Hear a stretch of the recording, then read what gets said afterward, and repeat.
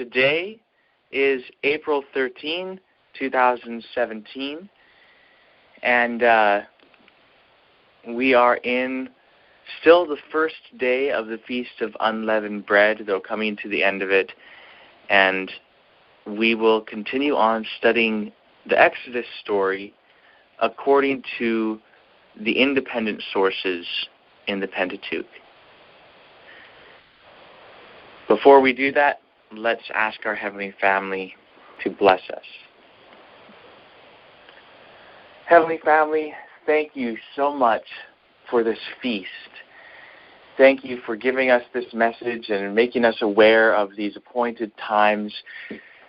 And thank you so much for sending the Spirit of truth to us to free us of all error, to cast the leaven out of our lives, and to give us the unleavened bread of sincerity and truth. Please, Heavenly Family, if we still do have misconceptions, which I'm sure we do, please rid us of them and make us acquainted with reality as it truly is. So help us to understand the subject of the Exodus. Help us to understand each account of it, and also to gain an experimental knowledge of what it is to investigate. Toda, thank you. We ask these things b'shem tzemach huahi, in the name of branch, he and she. Amen. Amen. Okay, so what we were doing through the majority of the night last night is considering the story of the Exodus as contained in Exodus chapters 1 through to 14.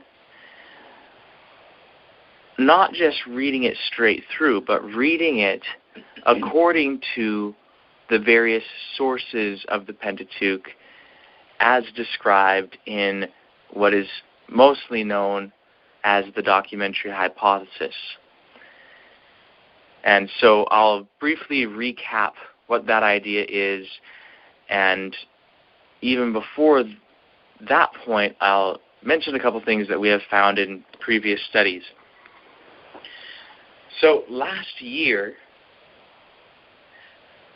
on the day of the wave sheaf offering,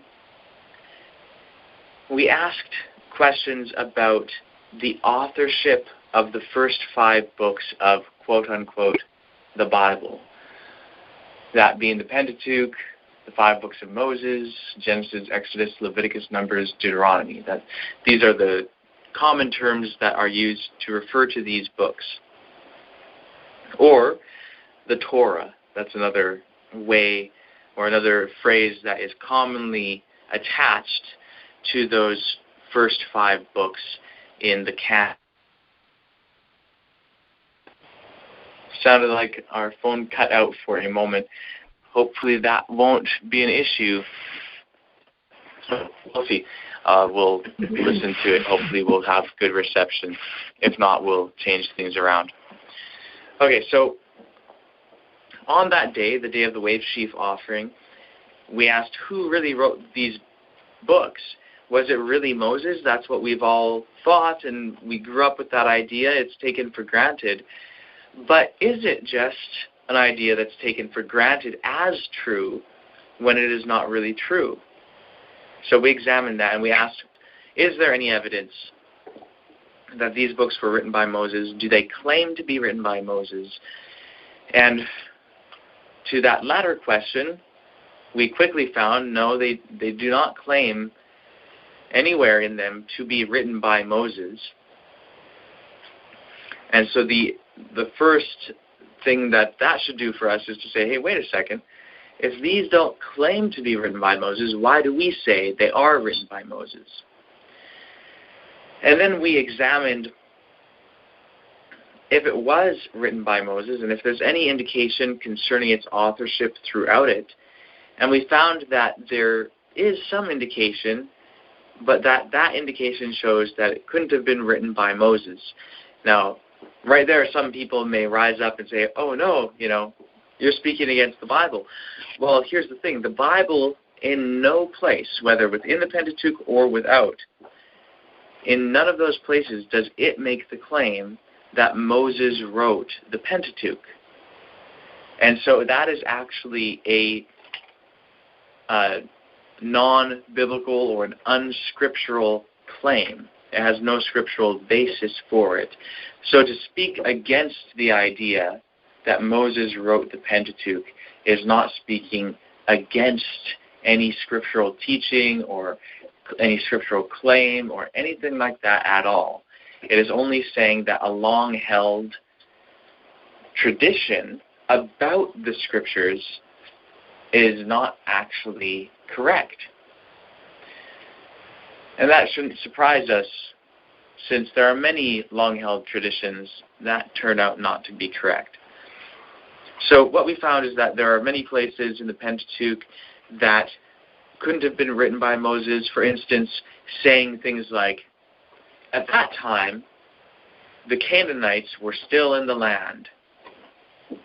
Okay, well, if the Canaanites are still in the land when you are speaking, it doesn't make sense to say, at that time, the Canaanites were still in the land when referring to the past. And that's what happens in Genesis chapter 12, verse 36. It's speaking about the days of Abraham and says, at that time, the Canaanites were still in the land. Well, obviously, whoever wrote that statement wrote it at a time when the Canaanites were no longer in the land. Also, there's statements such as, and this happened before there were any kings in Israel. Well, obviously, whoever said that had to say it at a time after there were kings in Israel. Otherwise, you could not refer to the time before there were kings in Israel, because by saying before there were kings in Israel is implying that you live at a time after there have already been kings in Israel. So, obviously, Moses never lived at a time when there were kings in Israel. He never lived at a time when the Canaanites were no longer in the land. Hence, those statements could certainly not have been written by Moses. Also, the narrator of the story never speaks of himself as being Moses. When you read the story of the patriarchs and leading up to Moses and so on, it's all written from a third-person perspective. So, and there was this person named Abraham, and he did this and this and that.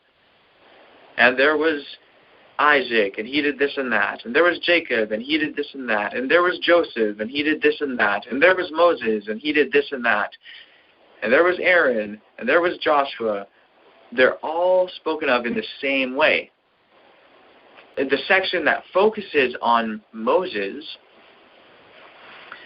is just another section focusing on a main character, just like there's a section that focuses on Abraham, there's a section that focuses on Noah, on Joseph, on Jacob. That's the way it is.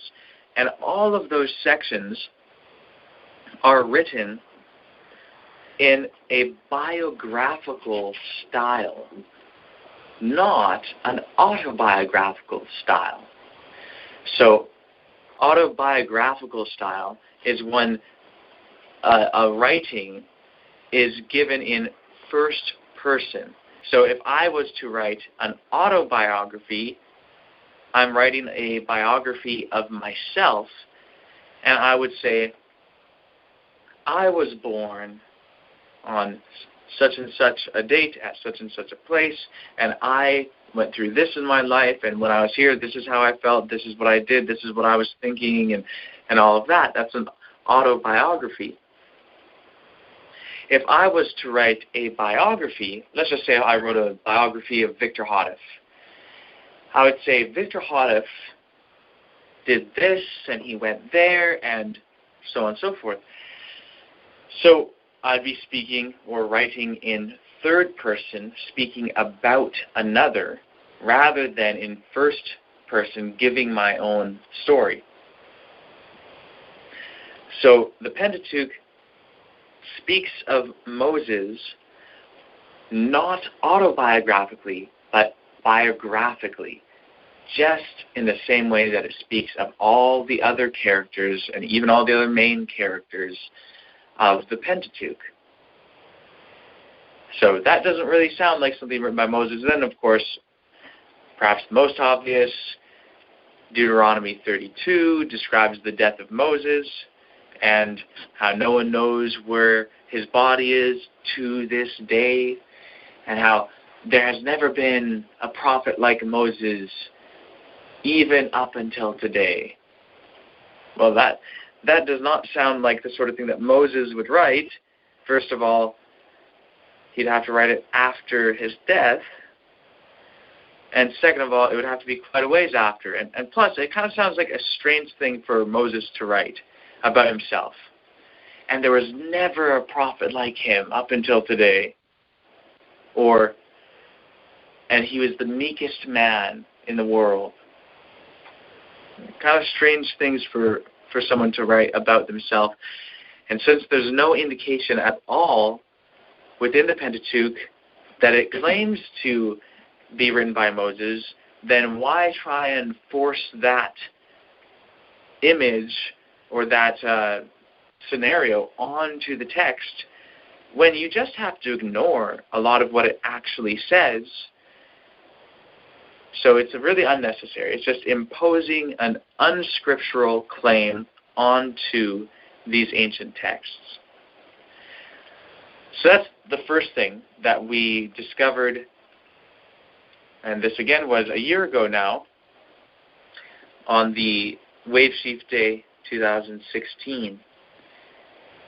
Since then, some of us have looked into this issue a little bit more, and those who have been at the Livian Branch Center, whether living here or visiting, have been most privileged out of all of us who meet together on the calls in talking about this a bit more and going through some passages such as the flood story, the story of Korah, and the story of Dathan, Abiram, and On. And of course I say that because they're actually two separate stories. They are not actually one story the way we have it in the canons of Judaism and Christianity. So what we've found in some of those subsequent studies to our Wave Sheaf Day study last year is that not only can we know that Moses didn't write the Pentateuch, but we can also know that the Pentateuch as a whole was not written by any one individual. The Pentateuch is actually a combination of various originally independent writings that were then edited and combined together. That is something that we have been able to experimentally verify, and really the story in from Genesis 6 to 8 and the story in Numbers 16 are really great examples of that.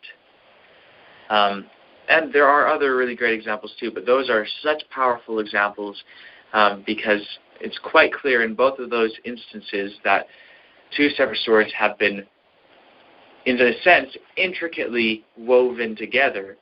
And when combined, there are conflicts within the story. But when separated and read as they originally were, each story makes perfect sense in its own right. So last night we talked about how most historians go a step or two or three further than that. Not just saying, generally speaking, that Moses did not write the Pentateuch and that it was written by multiple independent individuals, but most historians identify four primary source texts that have been combined to make the Pentateuch, and the hand of at least 2 editors, and also some other older material that has been incorporated into either the source texts or brought in by the editor or one of the editors. So that's a far more specific view that not only says who didn't write the Bible, namely Moses, but it says who did write the Bible. And the reason why I use that phrase, the Bible, even though the Bible means a lot more than the Pentateuch, is because there is a well-known book published by a man named Richard Elliott Friedman called Who Wrote the Bible? And it explains the view of most biblical scholars, or I should say Old Testament scholars, and historians regarding the Pentateuch. And he outlines quite clearly the idea. It is called the documentary hypothesis, which basically says that it is a hypothesis that the Pentateuch was written by various separate documents, or it was originally written as various separate documents and then later combined. There's a whole lot to the history of it, but I recommend for people to read that book. Again, it's called Who Wrote the Bible by Richard Elliott Friedman. If you Google it, you'll find it really easily, even if you don't spell everything right. Well, I was going to say, spell Friedman for them. Sure. Friedman, F-R-I-E-D-M-A-N.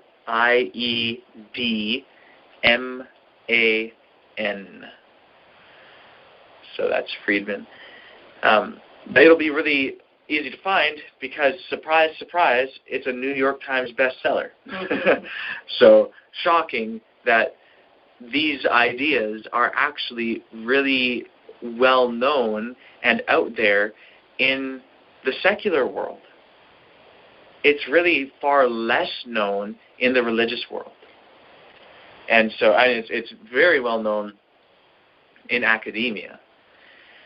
So, this is something like the documentary hypothesis and the fact that Moses didn't write the Pentateuch and its various sources combined is not a divine revelation. It is simply something that we've been behind on. It's just history about, quote-unquote, the Bible that is accessible to all. These are, like in Deuteronomy 29:29, it talks about how the things which are hidden or secret are the Lord's, but that which is plain is for everyone. It's open for all. Well, this issue is actually plain and open for all. It's not a hidden mystery.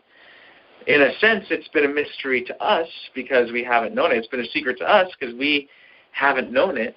And coming to know it is, in a sense, a revelation. But it's not like it is a message from our Heavenly Family that, oh, guess what, guys? Here's the documentary hypothesis and all of that. No, this is a historical position regarding the Pentateuch.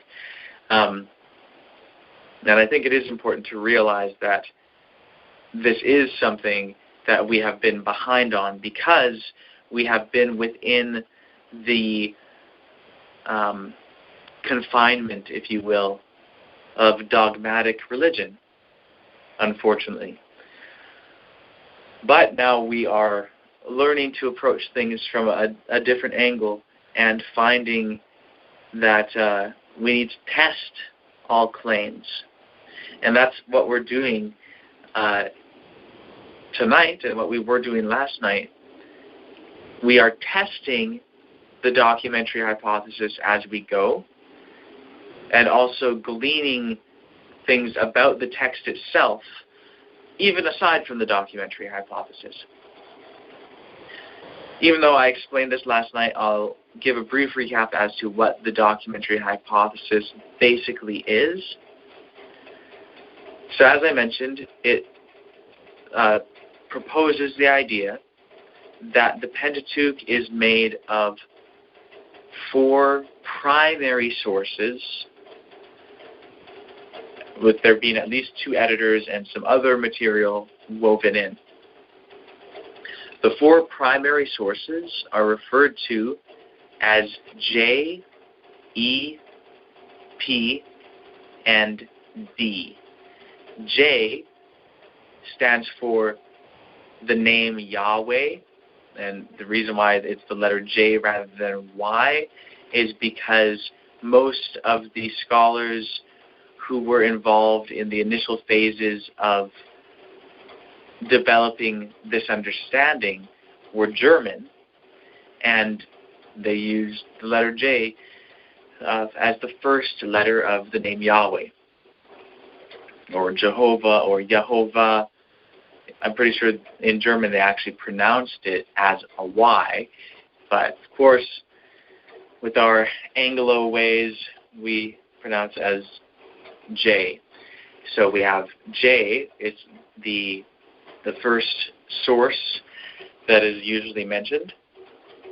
And then E is known as the Elohist source because it uses, and throughout Genesis especially, it uses names or the word El or Elohim for God, all the El type names, rather than Yahweh. And the difference isn't that one simply uses the name Yahweh for God and the other uses El or Elohim.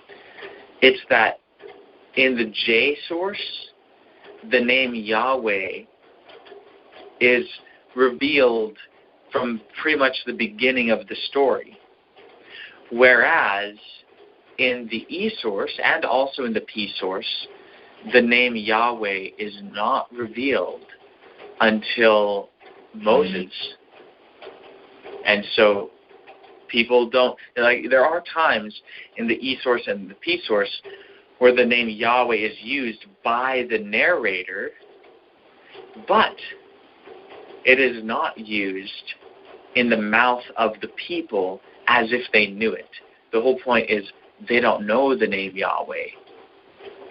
The reader might know the name Yahweh, but the people before Moses didn't know the name Yahweh. So that's the difference between J and E and P in regard to the name Yahweh.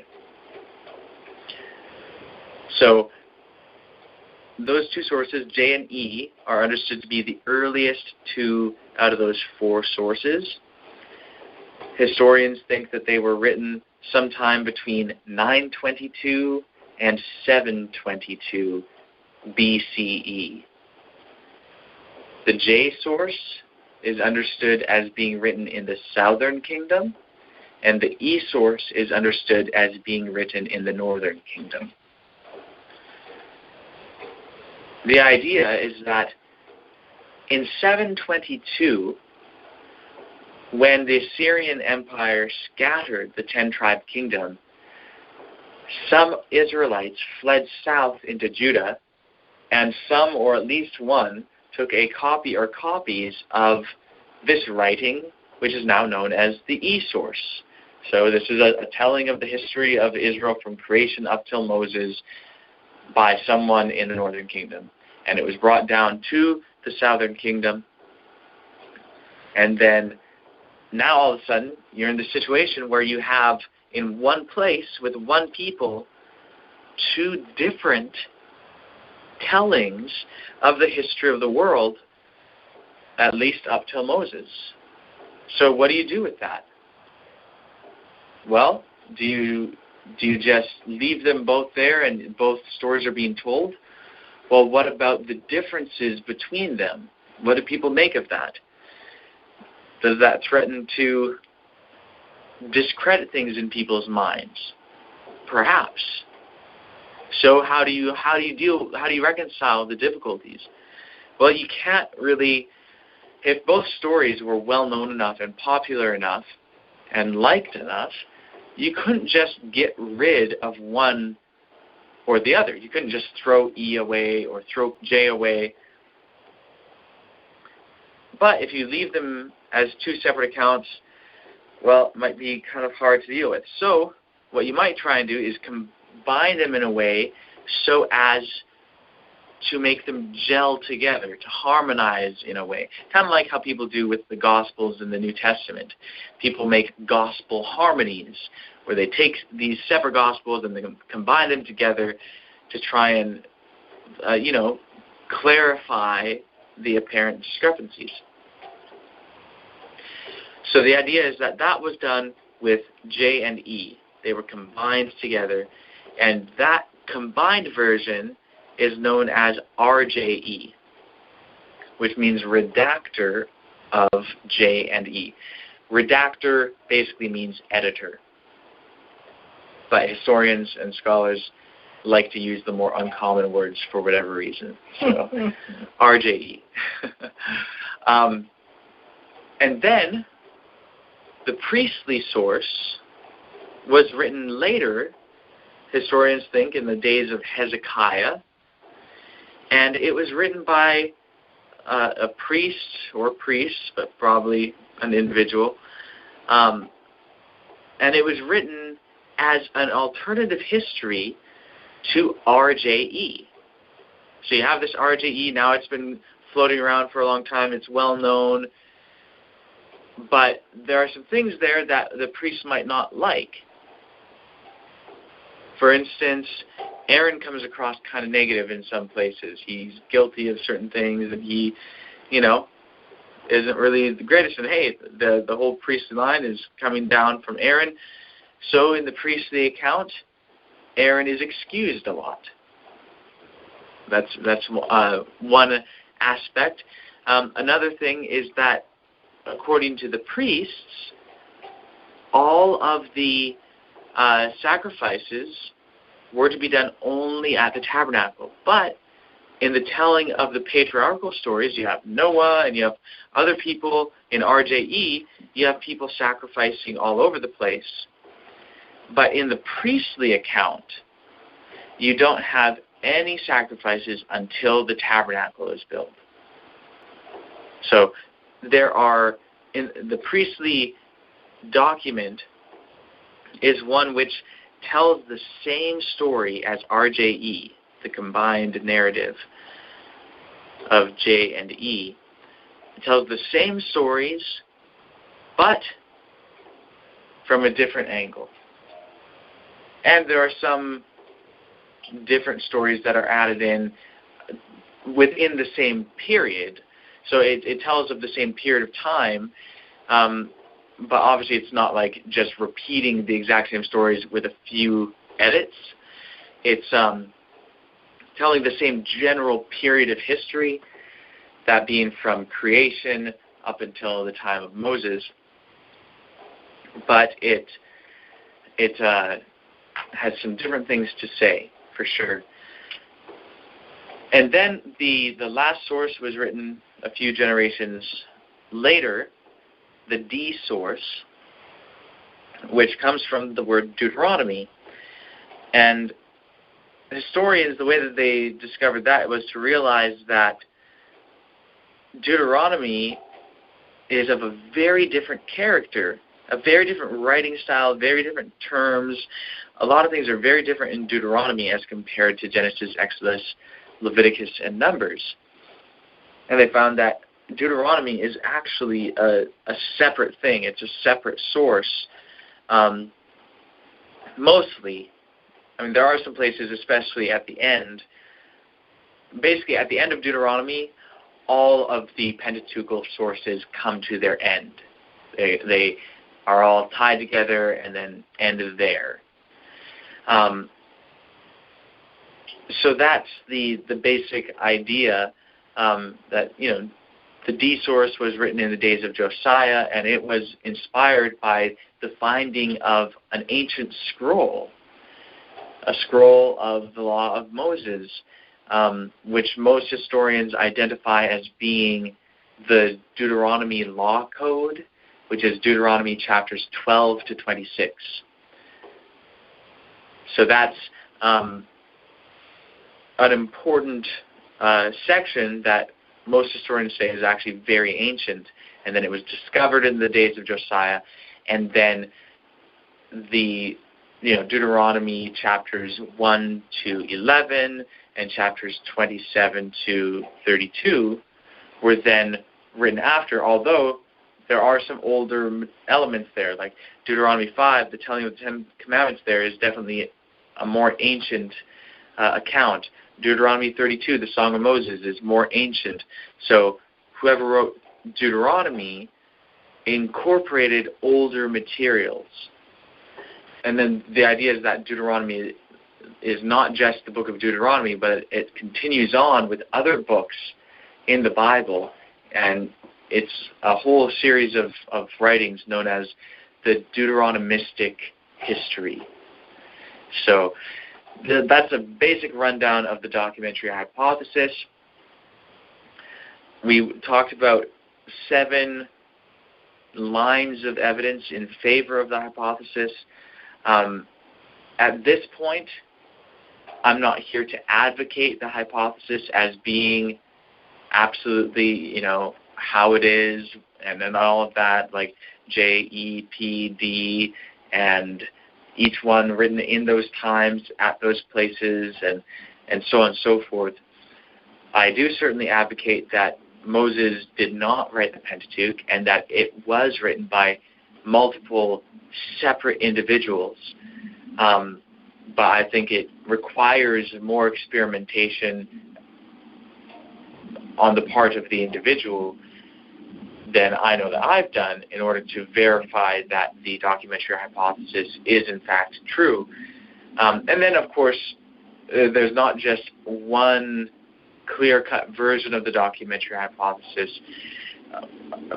Basically, there are passages that are debated, like, oh, what source does this belong to? Is this part of E, or is it part of P, or is it part of something else? And, so there are points of debate, but overall, there's quite a large consensus among historians as to the documentary hypothesis, and even, for the most part, what makes up each text. So what we've been doing is, again, reading the Exodus story according to these sources. And we read through all of J, which is quite an interesting account. And we'll recap right now the contents of that. So I'll have Teresa pull up the notes. Because what we were doing is we read through J, and then we read through a lot of E, but we're not done E yet. We'll continue on that.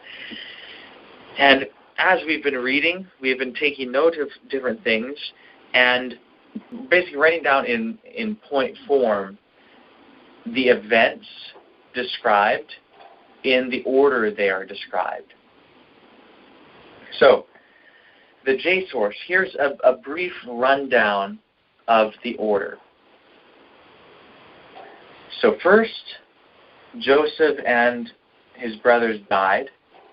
Then Pharaoh decrees to kill the sons of the Israelites. Then Moses is born, and he's hid, and he's adopted. And then Moses kills the Egyptian, and then Moses flees to the land of Midian. Then Moses marries Zipporah and has a son named Gershom. And then Pharaoh dies, and Moses has the experience at the burning bush where Yahweh tells him that he will deliver the Israelites. And then Yahweh predicts that Pharaoh won't let them go, but he will strike Egypt with many signs and wonders. And then Egypt will let Israel go, and Israel will take the spoils. And then Yahweh told Moses to go to Egypt. Then Moses took his wife and his son to Egypt with him. This is different in the J story. Moses only has one son, and his son's name is Gershom. And they actually go to Egypt with him. That's not how we're used to thinking of the story, but that's how it is in the J source. Also, the priest of Midian in the J source is not named Jethro. His name is Reuel. And it's right there in the Bible, but most people just skip over it, or, I guess he has two names. Well, according to the J source, his name is Reuel. According to the E source, his name was Jethro. So anyway, Moses goes, takes Zipporah and Gershom with him, and then on their way, they stop at a lodging place, and Zipporah cuts off the foreskin of Gershom. And then after that, it goes into Moses and Aaron going to talk to Pharaoh and saying, let my people go. And Pharaoh refuses. And then the next thing that takes place is Israel is on the move out with a cloud by day and a pillar of fire by night, guiding them. And then Pharaoh learns that they fled, and then the Egyptians pursue them. So it's really interesting because in the J source, as we have it, there's no plagues, there's no any of that whole experience of going back and forth with Pharaoh. It's, let my people go. No. And then they go, and then Pharaoh never says, okay, go. No, it says that he learns, or he's told that the Israelites fled, and so he chases after them. So that's quite interesting. The story, the way we have it in the Bible, makes Pharaoh seem so wishy-washy.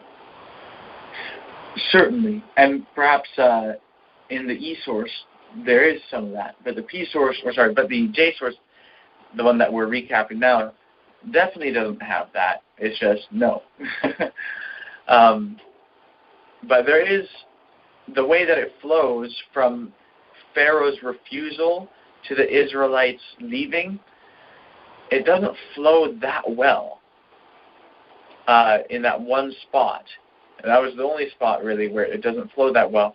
And so either part of J is missing, like maybe it was cut out by an editor, or maybe that was just a small phrase that just kind of makes it flow a little bit better, and still all the content that we are used to hearing is missing. Or perhaps there's more content, but we have no way of knowing.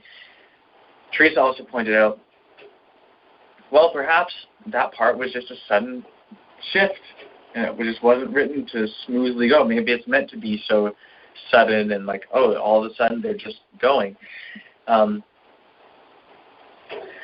So, anyway, whether there's a little gap there or not, we don't have a lot of stuff like about plagues and all that stuff in the J telling of the story. And then, of course, then Pharaoh and his army pursue them. The Israelites were afraid. Moses told them not to be afraid, and he promised salvation. And then the cloud moved between the two camps. Of course, it was dark on one side, light on the other. And then Yahweh drove back the sea, I think it says with the wind. Mm-hmm. And then Yahweh... An east wind. Yeah, that's right, with an east wind. And then, of course, Israel crosses safely. And then Yahweh through... what it actually says is that the sea returned to its normal state, and then Yahweh threw the camp of Egypt, the army of Egypt, into a tumult, and then tossed them into the sea. And then Israel saw them dead on the sea shore.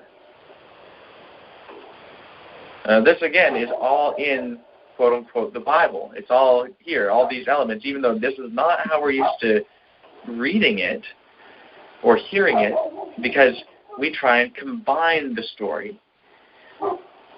Just like how we try and combine the Gospels and in doing so create a story that none of them actually say.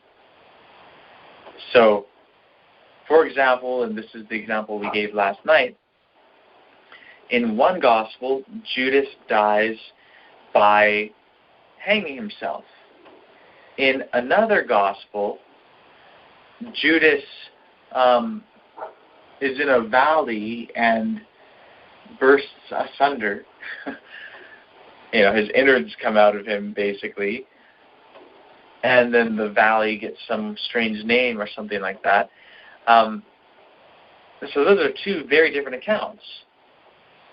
But people just combine them. And often people say things like, oh, well, Judas hung himself and then the rope broke, he fell down, and, his entrails spilled on the ground. Well, I mean, you could say that, but welcome to the gospel that you're writing, because that's not in any of the gospels. That story isn't in any of them. That's just a combined version.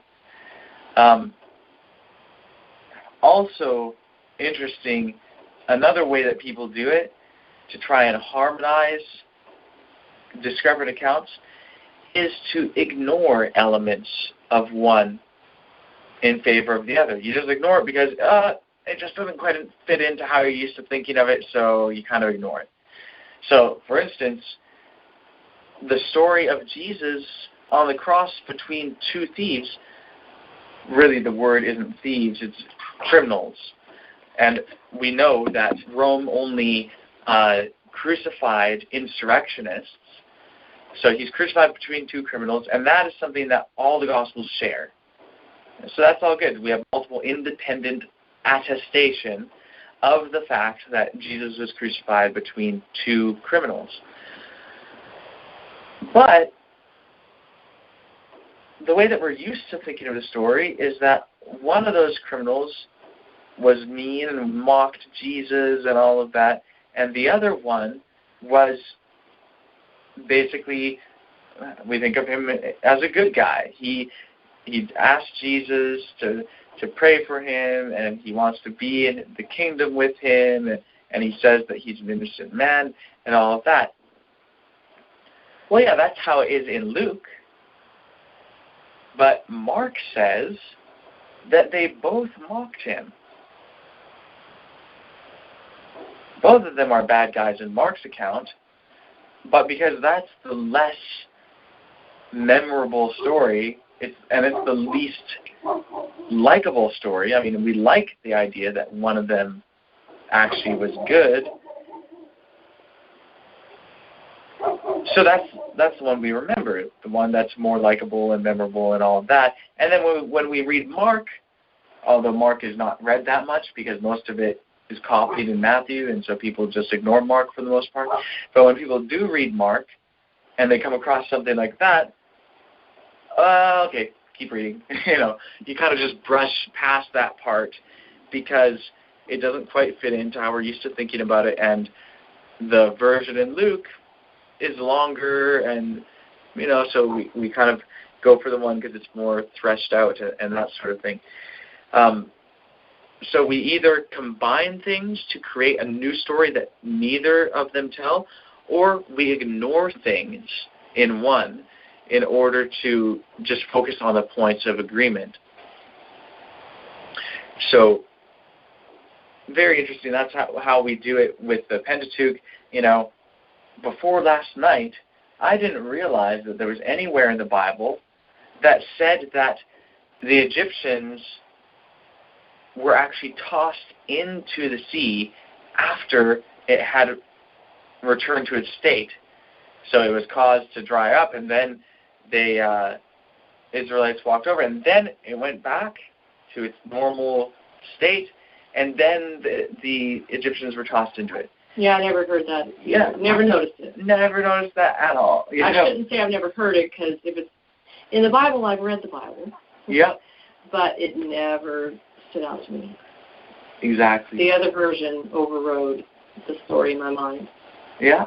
And that's the version that might seem more dramatic and more okay, hey, that's one where they're in the middle of the sea, and there's walls of water on both sides, and it crashes in on them. Well, that's more exciting, in a sense, and so that's the one that we remember. And the same thing, the creation story and all of that. Well, Genesis 1, we remember that part a little bit better. Genesis 2, there's stuff that we don't end up, there's parts of it that we kind of ignore as to the order of things in Genesis 2, but, it kind of overall tells the same story as Genesis 1, so we emphasize the points of agreement and forget about the rest. So, what we can say so far, and everyone on the call, who was on the call last night, I'm sure will agree with this, reading the J account made perfect sense all the way along. Even though we're skipping tons of stuff in the Pentateuch because we have it, we're just reading the J material on its own. And it made perfect sense. Everything flowed perfectly. Yes, there was one spot where it didn't flow as well, which would be expected that every once in a while there might be something like that if these were independent documents that were later edited together. But even then, that one spot that didn't flow quite that well, it's not impossible that that's just how it was. So overall, it worked quite well. And I think the other thing is that reading it like this has certainly helped us to notice things that are actually stated in the text that we never noticed before. And I think that's quite remarkable. After that, we got into the E source. And so we started again in Exodus chapter 1, and actually we looked back into Genesis chapter 50 because, that's where each of these stories continues from. But this is basically what happens in the E source and what we've read so far. And we've read the E material from the first 9 chapters of Exodus. So far, this is what has happened in E. So Joseph died, and then there's a new Pharaoh in Egypt. Then he complains about Israel multiplying. And then he sets taskmasters over them. There was no mention of taskmasters in the J source. Then the Pharaoh commands midwives to kill the male newborns, which they don't end up doing. That's actually different. Pharaoh wanted to kill them, but they didn't end up doing it in the E source. And then Moses had been shepherding the flock of Jethro. So in the E source, the priest of Midian is actually named Jethro, and Moses is there in Midian. It's interesting how the first time Moses is mentioned in the E source, he is already in Midian, and he had been shepherding there. And at first it's like, okay, what's the deal? Is it that he's just a Midianite? He's a shepherd? What exactly is going on? So we have the question, okay, well, in the E source, is Moses actually even an Israelite? And as we continue to read, there are some things that may indicate that he really was. There's one verse, I forget if it's chapter 3, verse 6. That sounds about right, but maybe chapter 4, verse 6. There's a place where Yahweh is speaking to Moses, and he says, I am your God, I am the God of your father, Abraham's God, Isaac's God, and Jacob's God. Okay, so what's that saying? Is it saying that I am the God of your fathers, plural? And your fathers are Abraham, Isaac, and Jacob? If so, that's saying that Moses is a descendant of Jacob and thus an Israelite. But the way it's translated in what we were reading from is actually singular. I'm the God of your father, the God of Abraham, the God of Isaac, the God of Jacob. Okay, so you have your father, whoever Moses' father is, Abraham, Isaac, and Jacob. Of course, that's different from how we're used to hearing it, and so it might seem unnatural, but the fact is that if father is singular there, it is not specific enough to tell us that Moses is actually a descendant of Abraham, Isaac, and Jacob. So that's one aspect. Another thing that might indicate that he actually is an Israelite according to the e-source is, of course, later it talks about Aaron, your Levite brother. So is that to say that, according to the e-source, Moses was a Levite and Aaron was a fellow Levite? Or is it more general and just saying Aaron, your brother, a Levite, and your brother is used in a general sense like, hey, we're all brethren, that sort of thing?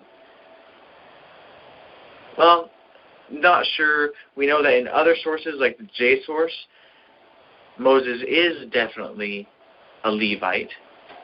So it's at least a thought that's in the air that Moses was Levite, and maybe that's exactly what it's saying. But that's something to look into more anyway. So anyway, what happens in the e-source is that Moses is shepherding the flock of Jethro in Midian. It doesn't describe him as being in Egypt prior to that time until later when it says that he will go back to Egypt, implying he had been there at some previous point. So he's called by God. God identifies himself to Moses, and then God takes note of the oppression of Israel and tells Moses to go and speak to Pharaoh, and then God reveals his name, being Yahweh, to Moses, and Yahweh gives Moses signs, or he tells him signs that he will give, that Moses is to give to the children of Israel. And then Yahweh appoints Aaron to be with Moses. I think it's only in the priestly source that Aaron and Miriam are said to be siblings of Moses. In none of the other sources are they said to be siblings. And then the next thing is that Moses leaves to go to Egypt, and then Moses and Aaron gather the children of Israel and show them the signs. The people believed, and then the people want to go on a trip for 3 days into the wilderness to keep a feast. But Pharaoh replies to that by increasing their workload and restricting their straw. Then Yahweh promises to deliver Israel, and then the plagues start. The Nile is turned to blood. There's the frogs, the insects, the plague on the Egyptian livestock, the disease on the livestock. And then at the end of chapter 9, there is the hail. That's what has happened so far. Of course, the story continues. And so I'm thinking that we'll read some more of that story tonight. And we'll be continuing reading the e-material in chapter 10. But before that, I just want to ask, are there any comments or questions on what we've been discussing here so far?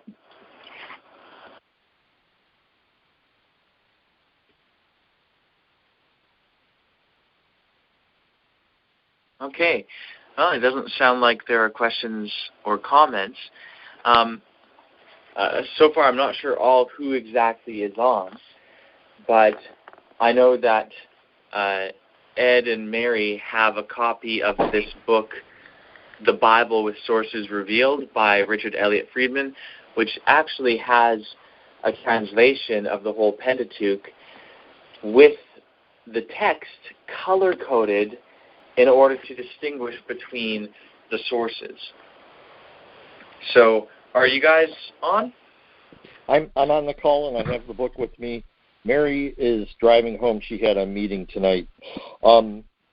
So yeah, I'd be happy to continue on like we were doing last night if you'd like. Yeah, glad to know you're here, Ed. I mean, that whole system that we were doing last night seems to work very well. I think it's easy for people to follow. So yeah, that'd be cool if we could continue on. It looks like most of chapter 10 is actually part of the e-source, almost all of it, with the exception of just a couple phrases that were part of the redactor's words, apparently. So, I'll just briefly say, again, the last thing that happened in chapter 9 as part of the e-material was the telling of the plague of the hail. So that was the last thing, and this continues on. So whenever you're ready. Okay, so this is the e-source, and we're starting in Exodus chapter 10, verse 1. And Yahweh said to Moses, "Come to Pharaoh, because I have made his heart and his servant's heart heavy for the purpose of my settling these signs of mine among them, and for the purpose that you will tell in the ears of your son and your son's son about how I abused Egypt and about my signs that I set among them, and you will know that I am Yahweh."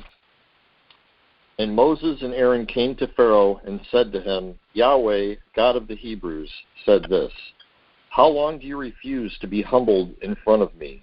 Let my people go so they may serve me.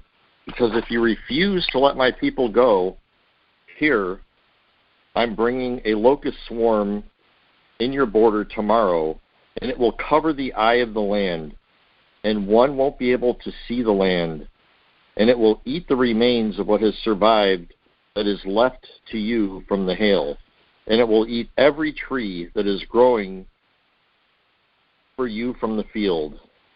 And they'll fill your houses and your houses of all your servants and the houses of all Egypt, which your fathers and your fathers' fathers did not see, from the day they were on the land until this day."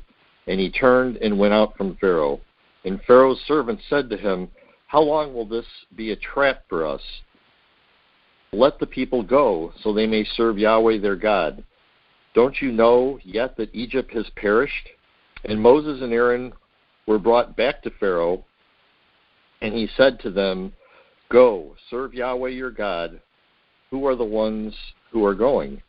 And Moses said, "We'll go with our young and with our old. We'll go with our sons and with our daughters, with our sheep and with our oxen, because we have a festival of Yahweh." And he said to them, "Yahweh would be with you like that when I would let you and your infants go. See, because bad is in front of your faces. It is not like that. Go, the men, and serve Yahweh, because that is what you're asking." And he drove them out from Pharaoh's face.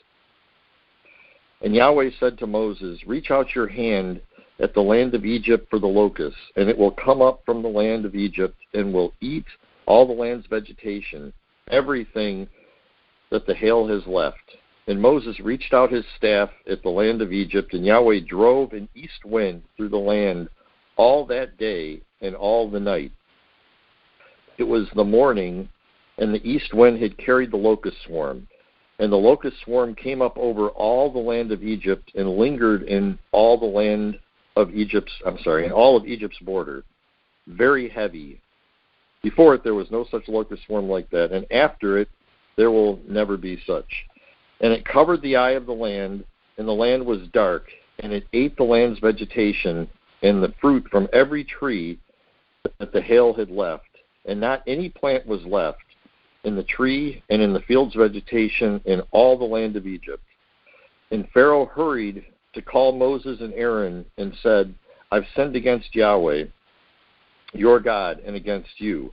And now bear my sin just this one time and pray to Yahweh your God that he'll turn just his death away from me. And he went out from Pharaoh and prayed to Yahweh. And Yahweh turned back a very strong west wind, and it picked up the locust swarm and blew it to the Red Sea. Not one locust was left in all of Egypt's border. We're going to skip verse 20 and move on to verse 21. And Yahweh said to Moses, reach out your hand at the skies, and let there be darkness on the land of Egypt, and one will feel darkness. And Moses reached out his hand at the skies, and there was dismal darkness in all the land of Egypt 3 days. Each man did not see his brother, and each man did not get up from under it. 3 days, and all the children of Israel, there was light in their homes. And Pharaoh called Moses, and he said, go serve Yahweh. Only your sheep and your oxen will stay put. Your infants will go with you as well. And Moses said, you shall put sacrifices and offerings in our hand as well. So we'll do them for Yahweh our God. And our livestock will go with us as well. Not a hoof will be left. Because we'll take from it to serve Yahweh our God. And we won't know how we'll serve Yahweh until we come there. And we're going to skip verse 27 and move on to 28. And Pharaoh said to him, go away from me. Watch yourself. Don't continue to see my face, because in the day you see my face, you will die. And Moses said, so you've spoken. I won't continue to see your face anymore. Okay, so that was all of chapter 10, with the exception of verses 20 and 27, which are designated as being part of the redactor's words. And this phrase occurs several times, and it's all these places where it says that Yahweh hardened Pharaoh's heart, or strengthened Pharaoh's heart. I think harden gives the idea better. So that he was not willing to let them go. So that's a strange idea. And when you read E as it is, Pharaoh is the one who hardens his own heart. But the redactor is saying that Yahweh is the one who hardened Pharaoh's heart. So to kind of sum up what this is that we have just read, and have our bullet points of the telling of the story according to the e-source. After the plague of hail, the next thing described here is the plague of locusts. And that takes up pretty much the whole chapter until we get to verse 21. And then, sorry, what? I think it's important to add before that, because of all these strengthening or the hardening of Pharaoh's heart, in chapter 10, verse 1, it talks about Pharaoh actually making Pharaoh's heart heavy. Yahweh making Pharaoh's heart heavy, which is totally different than hardened. So I think it's kind of important to note that, because somebody reading, it's a whole different impression. That's a whole different tone. Yeah, I agree. I mean, adding in those couple phrases really does change things a lot. Yeah, like you said, I think you phrased it very, very well. It sets a whole different tone. Certainly, without the idea of Yahweh hardening Pharaoh's heart, it's certainly a more pleasant story. Although it still does come across a lot more, I don't know if showy is the right word, but a lot more showy than something like what we find in J. J as we have it just doesn't have any plagues or anything like that. Here there's a lot of demonstrations of power. And I'm not trying to speak against that, but it could definitely come across like that. So as to what would be objectionable, well, the story as it is would probably be the most objectionable, that is, as it is in the combined Pentateuch. And then the E source might still be a bit objectionable to someone, and then the J source would be less objectionable. I missed one. Well, in a sense. It's just that when I say the combined Pentateuch, that also includes the P material in this section, which we have not read at all yet. But really, just in the context of this discussion so far, E with these added statements about Yahweh hardening Pharaoh's heart. So I'm very interested to see also what the P material says in regard to all of these sections and plagues and so on, because I really want to know what happened. And I think reading it in the separate sources is going to be significant in that regard. Maybe it won't give us the full answer, but I think it's important.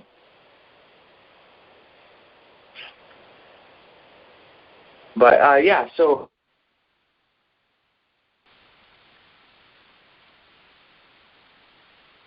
I wonder if Trent knows he's off. Maybe yeah. That was great. We come on. I wonder if Trent knows he's off. I'll just find humor in that. Yeah. So, we realized, we actually paused because, typically there's a little bit of white noise in the background, and then when it cuts out, it becomes really silent all of a sudden. And so usually we wait, we might pause a moment, and then we can hear it come back, and then we just continue on. But this time it didn't come back. It just cut out. So sorry about that. Could you tell if, we thought that he came to the end of what he wanted to say before we cut out, but how did it sound on your end? I agree. Yeah, it's not like it was. I think he was getting ready to maybe phrase that heavy heart section for you to jot down, Teresa. Okay. So you were back to you mentioned. Okay, so the last thing was the locust, and then so you guys heard that, and then he was getting ready to move into something new. Right. For the bullet points. Right, and here's the thing. Maybe before, because you have the locust thing down already, right? Yeah. Before the locust, say that Yahweh made the hearts of Pharaoh and his servants heavy. Yeah. Okay. Yeah. That'll be good to have noted there. And then most of the chapter from that point is taken up with locusts. And then when we get to verse 21, it talks about the plague of darkness.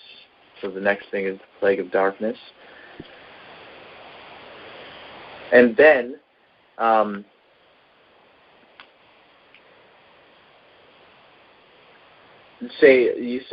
Moses and Pharaoh argue about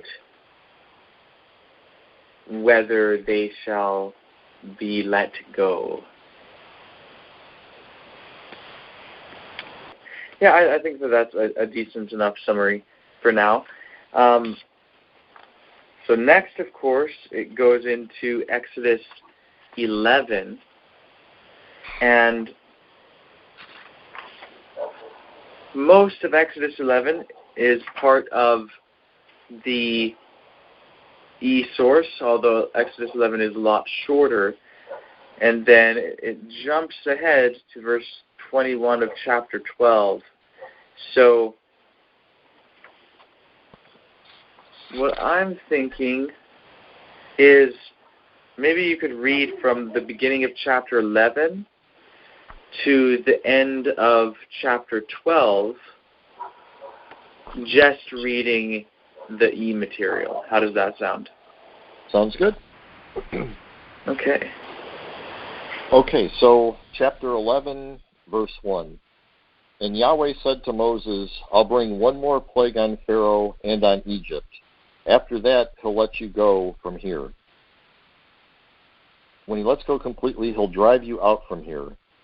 Speak in the people's ears that each man will ask of his neighbor and each woman of her neighbor items of silver and items of gold.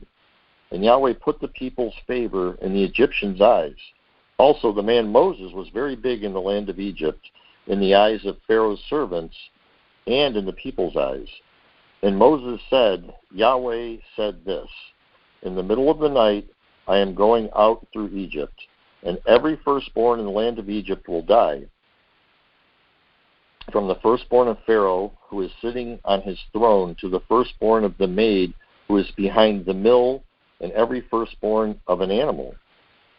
And there will be a big cry in all the land of Egypt that there has never been none like it, and there won't continue to be like it. But not a dog will move its tongue in any of the children of Israel, from man to animal, so that you'll know that Yahweh will distinguish between Egypt and Israel. And all these servants of yours will come down to me, and they'll bow to me, saying, Go out, you and all the people who are at your feet. And after that you will go out.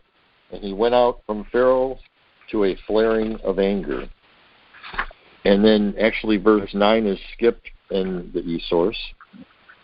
And we go all the way now to chapter 12, verse 21.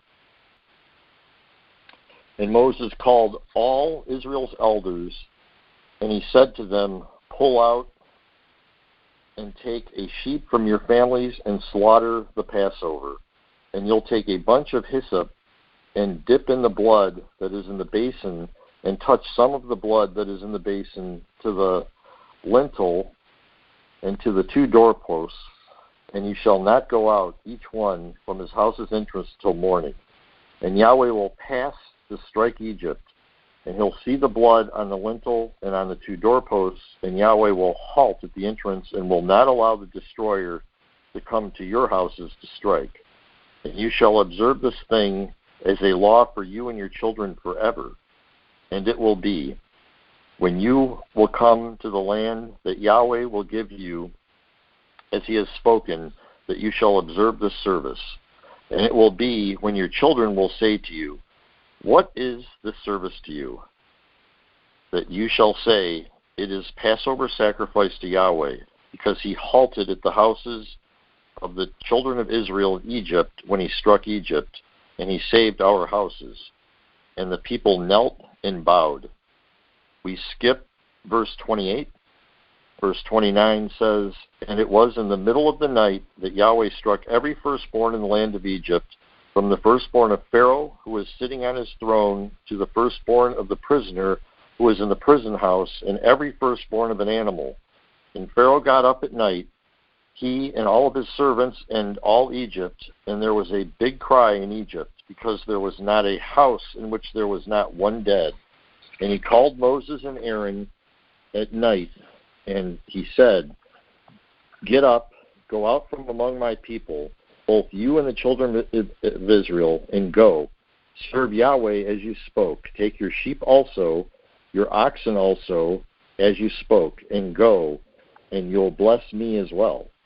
And Egypt was forceful on the people to hurry to let them go from the land, because they said, We're all dead. And the people carried off his dough before it leavened, and their bowls being wrapped in their garments on their shoulder. And the children of Israel had done according to Moses' word. And they asked items of silver and items of gold and garments from Egypt. And Yahweh had put the people's favor in the Egyptians' eyes, and they lent to them, and they despoiled Egypt. And then we're going to skip just the beginning of verse 37, and start up in the middle of it. The men, apart from infants, were about 600,000 on foot. 600,000. And also a great mixture had gone up with them, and sheep and oxen and every heavy livestock. And they baked the dough that they had brought out of Egypt, cakes of unleavened bread, because it had not leavened, because they were not driven from Egypt and were not able to delay, and they also had not made provisions for themselves.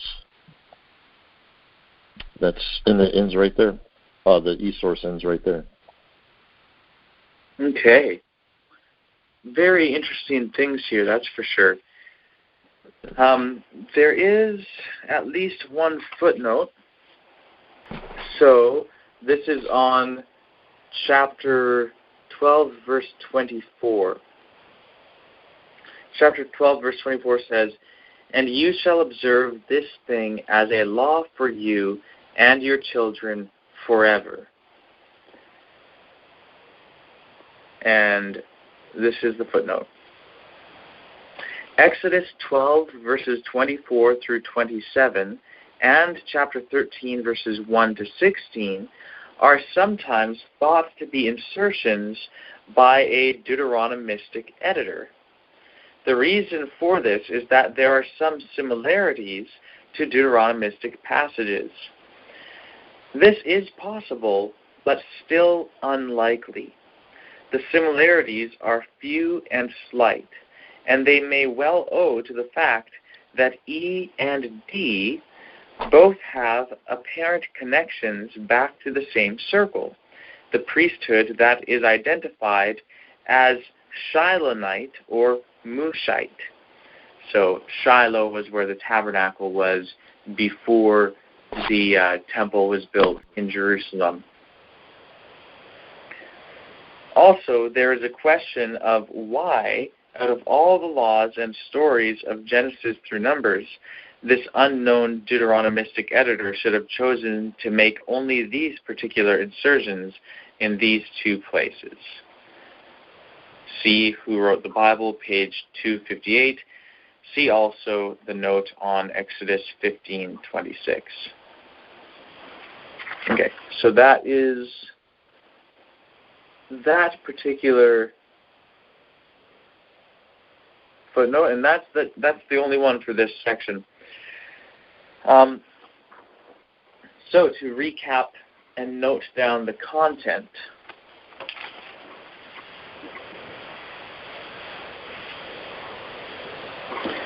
at the beginning of beginning of chapter 11, we are told that Yahweh will bring one more plague on Egypt. And Yahweh says that he will slay the firstborn of all in Egypt, from the firstborn of Pharaoh, the firstborn of the maid, to the firstborn of animals. So it explains this first plague,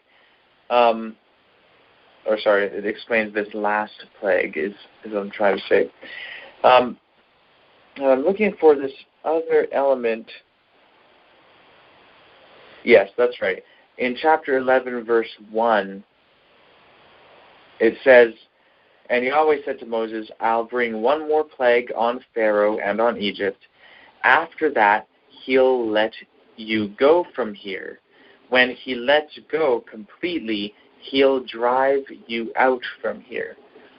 And as we were on mute and you read that, Ed, Teresa said to me, that's different from Pharaoh being told about it, that they had fled, like it says in the J source. So that's just something interesting to take note of in terms of the difference. So, yes, that's one element, that they are told that this last plague is coming. The next thing that takes place in E is that Moses calls together the elders and instructs them to sacrifice the Passover lamb and put the blood on the doorposts.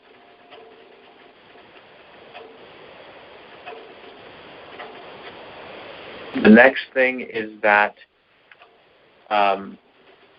in the middle of the night, Yahweh struck the firstborn of all Egypt. So it's actually doing the plague.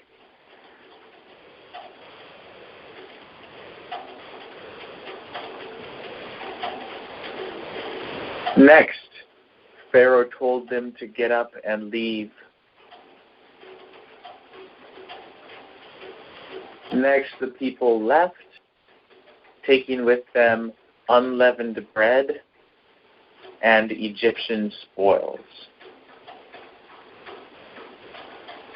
And I think that's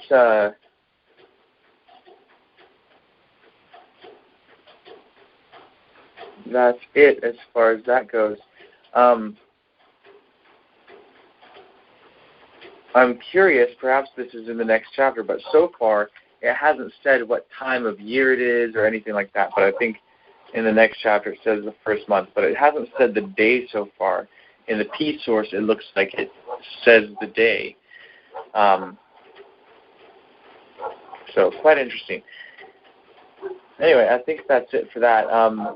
Does anyone else have comments or questions on this before we go into chapter 13?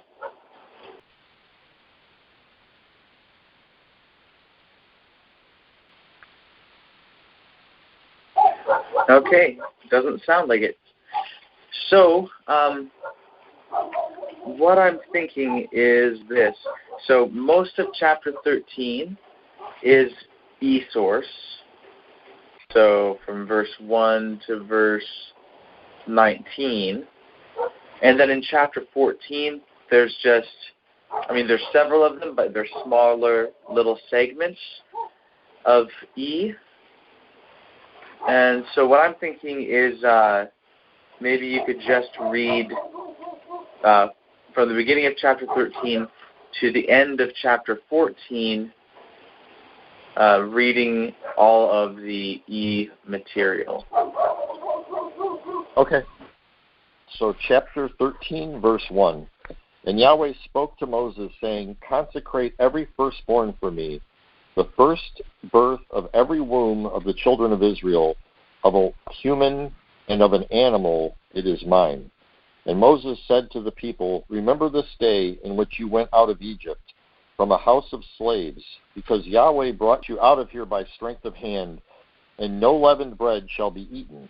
Today you are going out in the month of Abib, and it will be when Yahweh will bring you to the land of the Canaanite, and the Hittite, and the Amorite, and the Hivite, and the Jebusite, which he swore to your fathers to give you, a land flowing with milk and honey. And you will perform this service in this month. You shall eat unleavened bread 7 days, and on the seventh day is a festival to Yahweh. Unleavened bread will be eaten for the 7 days. And leavened bread shall not be seen for you, and leaven shall not be seen for you within your borders. And you shall tell your child in that day, saying, because of that which Yahweh did for me when I went out from Egypt, and it will become a sign on your hand and a reminder between your eyes for you that Yahweh's instruction will be in your mouth, because Yahweh brought you out of Egypt with a strong hand. And you shall observe this law at its appointed time regularly. And it will be when Yahweh will bring you to the land of the Canaanite, as he swore to you and to your fathers, and will give it to you, that you will pass every first birth of a womb to Yahweh, and every first birth offspring of an animal that you will have, the males, is Yahweh's. And you shall redeem every first birth of an ass with the lamb, and if you will not redeem, then you shall break its neck. Then you shall redeem every human firstborn among your sons. And it will be when your child will ask you tomorrow, saying, what is this? That you will say to him, with strength of the hand Yahweh brought us out of Egypt, from a house of slaves. And it was when Pharaoh hardened against letting us go, And Yahweh killed every firstborn in the land of Egypt, from firstborn of a human to firstborn of an animal. On account of this, I am sacrificing to Yahweh every first birth of the womb, the males. And I will redeem every firstborn of my sons. And it will become a sign on your hand and bands between your eyes, because the strength of the hand of Yahweh brought us out from Egypt. And it was when Pharaoh let the people go that God did not lead them by way of the Philistines' land, because it was close. Because God said, in case the people will be dissuaded when they see war, and they'll go back to Egypt. And God turned the people by way of the wilderness of the Red Sea. And the children of Israel went up armed from the land of Egypt. And Moses took Joseph's bones with him, because he had the children of Israel swear, saying, God will take account of you, and you'll bring up my bones from here with you.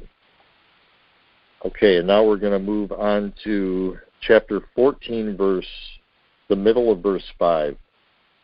And the heart of Pharaoh and his servants was changed toward the people, and they said, what is this that we've done, that we let Israel go from serving us? And then we're going to verse 7. And he took 600 chosen chariots and all the chivalry of Egypt and officers over all of it. And then we're going to verse 11. And they said to Moses, was it because of an absence? None. Of the graves in Egypt that you took us to die in the wilderness? Was it that you've done to us to bring us out of Egypt? Isn't this thing that we've spoken to you in Egypt, saying, stop from us and let's serve Egypt, because serving Egypt is better for us than our dying in the wilderness? And then we're going to verse 19. And the angel of God, who was going in front of the camp of Israel, moved and went behind them. Verse 20, and it came between the camp of Egypt and the camp of Israel. Verse 25, and turned its chariot's wheels so that it drove it with heaviness. And that's where it ends. Okay. So, what do you guys think? Does that seem like it flowed pretty well, or no? I don't know if it was just because of being broken up so much in chapter 14, but I felt it was like hard to read chapter 14 for some reason. Like its style was different. And it may have just been me. Well, I think that it's less, like in some of it, there seems to be less of a flow, but I want to examine a couple parts here again. Okay, so I think it was good for the first part of the E material in 14. Okay, so at the end, the people are saying, hey, look, it'd be better if we just went back to Egypt. Let's just serve Egypt, because serving Egypt is better for us than dying in the wilderness. And then it says, and the angel of God, and another way to translate that is, and an angel of God, who is going in front of the camp of Israel, moved and went behind them. And it came between the camp of Egypt and the camp of Israel. So that flows okay. But then, the part that really kind of throws me off is it goes from that to, and turned its chariot's wheel so that it drove it with heaviness.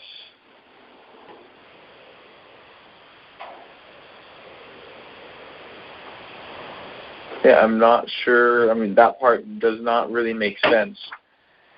And it came between, so it being the angel, came between the camp of Egypt and the camp of Israel, and turned its chariots. No, actually, maybe it doesn't make sense. It came between the camp of Egypt and the camp of Israel, and turned its chariot's wheels so that it drove it with heaviness.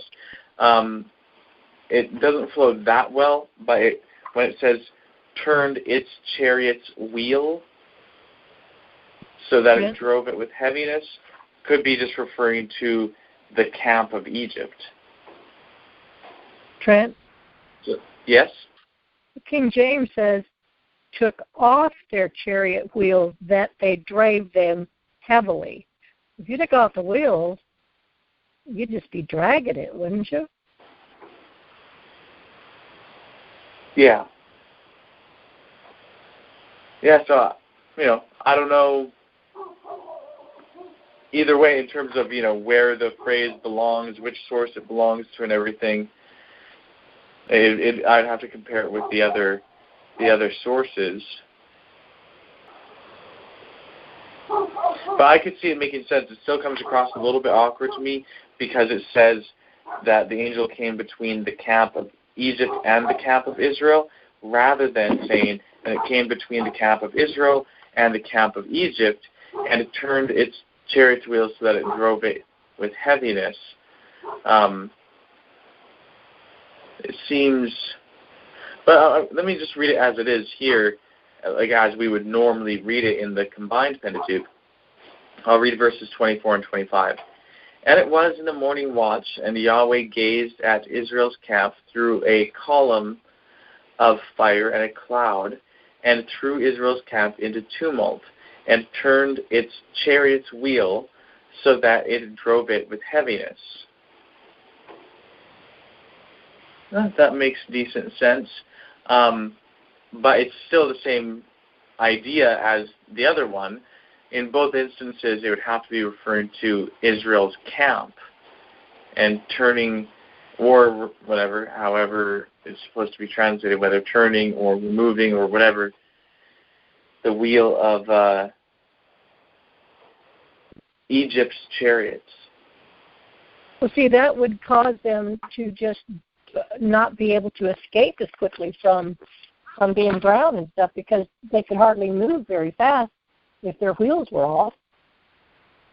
So that kind of makes sense.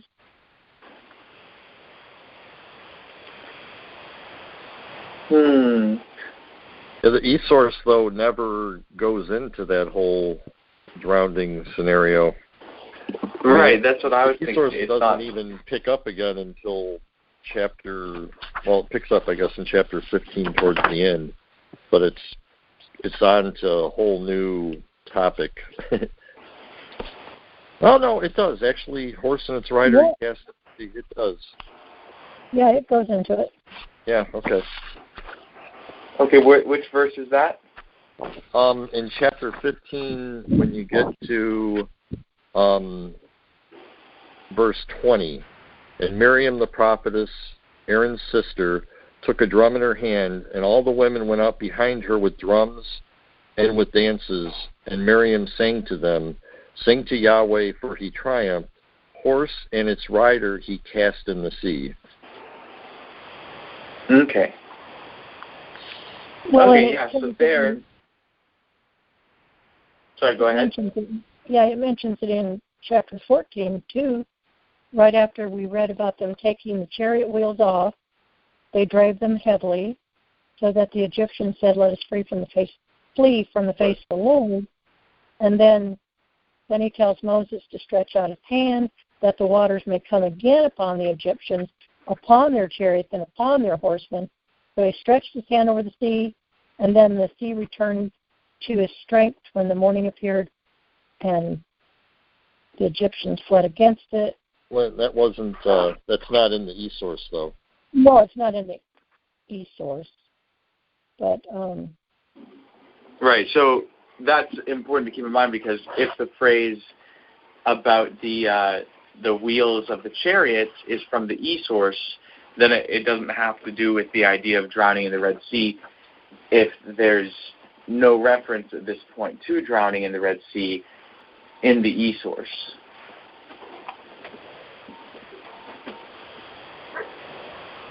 So I know that it's easy to kind of combine things together since they're placed side by side like this. But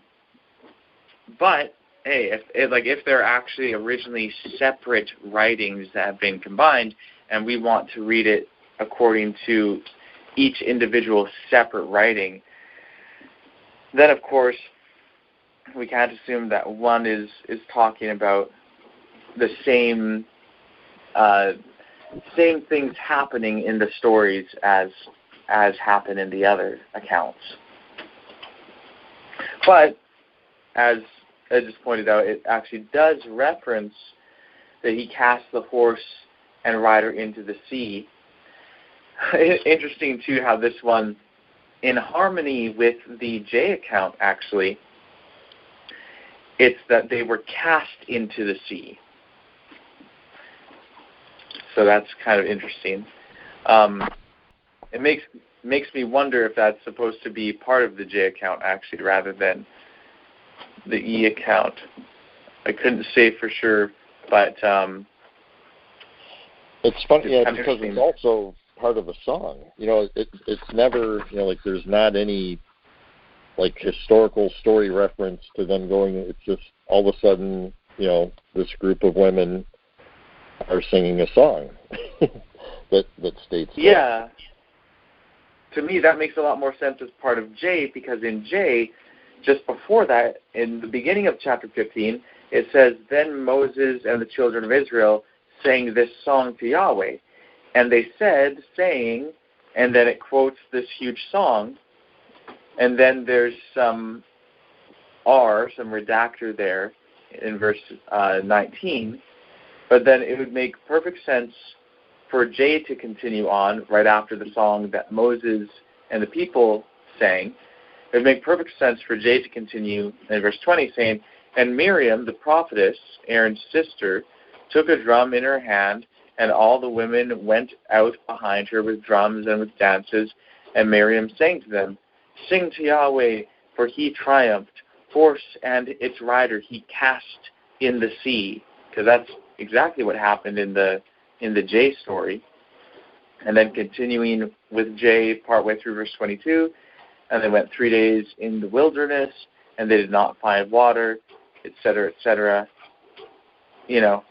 Like it seems to flow very well as part of J, but in right, E it seems to kind of come out of the blue.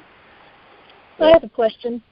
Sure. Is there any way of knowing what the Hebrew meaning of cast in this part might mean? Because I used to be confused when in Revelation when it says they cast down wasn't it the seat, not the chairs, but they cast them down. And I always, when I'd be confused about that and ask it in like a class or something, they'd say, well, it could have just said they set them up, when it said they cast them down. So I was wondering, what cast them into the sea, if it could mean something slightly different than what we're thinking of right now, because I'm still thinking verse 25, 14:25, that's a J and a E reference. Or do I have my Bible marked properly? Is that also J as well as E, verse 25? Okay, so verse 25, the first part of it is supposed to be E, and the second part is supposed to be J. Okay, let me get that. Because I just can't get it out of my mind that when you take off chariot wheels, if they were in the middle of the ocean like that, or the sea, I know that particular spot might not be near as deep as other parts of the ocean, but you take the wheels off and they're not going to be able to get out of there very fast. And then in the J account, let's flee from the face of Israel, for the Lord fighteth for them against the Egyptians. So it must have been a heavenly thing that the wheels came off those chariots, and maybe I'm just lingering over that too long, but if the wheels came off the chariots, though, they wouldn't be able to chase the Israelites very well either, and it would be discouraging to them, and they may just give up, and maybe the whole right, because they could see that God was fighting for the Israelites against the Egyptians. So they're just saying, let's get out of here, let's flee from the face of Israel, for the Lord is fighting for them against us. And I think if we read it again, just like instead of throwing in the verses and everything, just to listen to the flow of it, it might help. Like starting in verse 19 of chapter 14. And the angel of God was going in front of the camp of Israel, moved and went behind them, and it came between the camp of Egypt and the camp of Israel, and turned its chariot's wheel so that it drove with heaviness.